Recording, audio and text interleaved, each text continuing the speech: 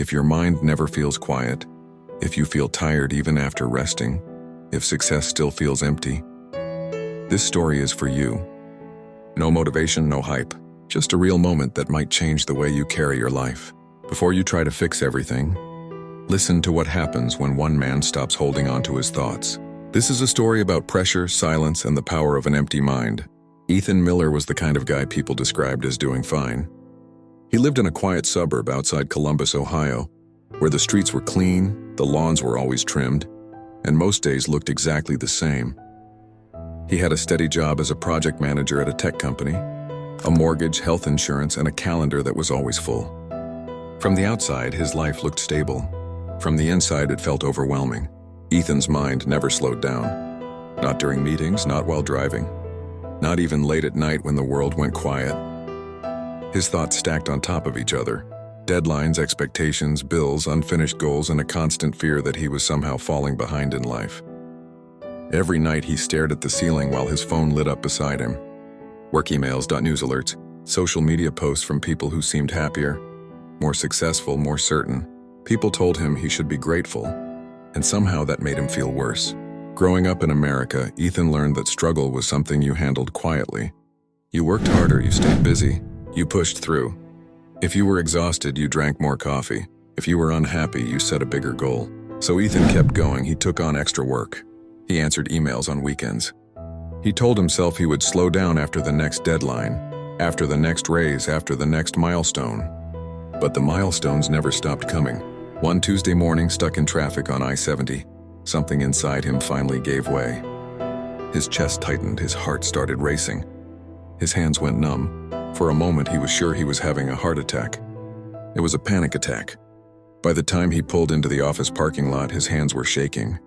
He sat there with the engine off, staring at the building like it was something he could no longer enter. For the first time in his adult life, Ethan said the words out loud, "I can't do this anymore." He didn't go into work that day. Instead, he drove until the city thinned into trees and open space. He ended up at a small park by the Scioto River, a place he'd driven past countless times without ever noticing. He sat on a bench and watched the water move. No phone, no music, no distractions. And that's when he realized something unsettling. Without noise, his mind got louder. That's when a voice spoke beside him. "You look like someone who's carrying too much." Ethan turned and saw an older man feeding birds. The man moved slowly, calmly, as if he had nowhere else he needed to be. Ethan let out a tired breath. "Yeah, that sounds about right." The man nodded. Most people don't realize how overloaded they are until something breaks. They talked for a while about nothing important. Then the man said something that stayed with Ethan. "Your problem isn't stress," he said. "It's that you never empty your mind." Ethan frowned. "That's not really possible." The man picked up a small stone and rolled it between his fingers. "Your mind isn't meant to be full all the time. But people treat it like storage. They keep piling things in and wonder why they feel stuck." He tossed the stone into the river. "You don't need to fix your thoughts," he said. "You need to stop holding on to them." Before leaving, the man gave Ethan one suggestion. "Tonight, sit in silence for 10 minutes. No phone, no music, no problem solving. Just sit and let your mind empty itself." That night, Ethan sat on the floor of his living room. 10 minutes felt endless. His thoughts came fast and loud. "This is a waste of time. You're falling behind. You should be doing something useful." He almost quit after 2 minutes, but he stayed. And then, between one thought and the next, there was a brief moment of quiet. Just a second, but it felt like breathing after being underwater. When the timer ended, Ethan didn't feel fixed. He didn't feel motivated, but he felt lighter. That night, he slept without checking his phone. He kept practicing. Some days his mind was calm. Other days it was chaos. But he stopped fighting it. He watched his thoughts instead of chasing them. At work, he noticed changes. He reacted less, he listened more. When stress showed up, he paused instead of panicking. He began writing things down, truths he'd never admitted to himself. "I don't have to prove my worth every day. Being busy isn't the same as being fulfilled. Rest is not failure." One evening, during a longer moment of silence, old memories surfaced.